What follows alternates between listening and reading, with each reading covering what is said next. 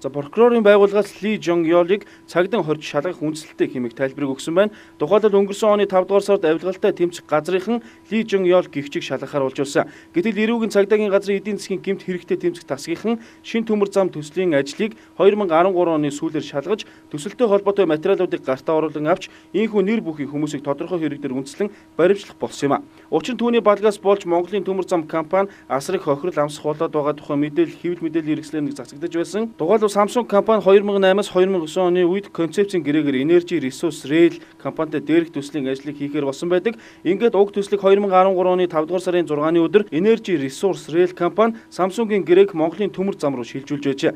Хамгийн гол нь энэ гэрээг шилжүүлж авахдаа эрх шилжүүлэх гэрээгээр авсан байгаа юм. Харин Солонгосын талаас энэ хэрэг дээр эмзэг хандаж байна. За Батлан даалтанд авахыг зөвшөөрнө гэсэн хүсэлтийг гадаад хэргийн яамаар дамжуулж улсын ерөнхий прокурорт гаргасан байгаамаа. Samsung компани удирдлагатай холбоотой асуудлаар бол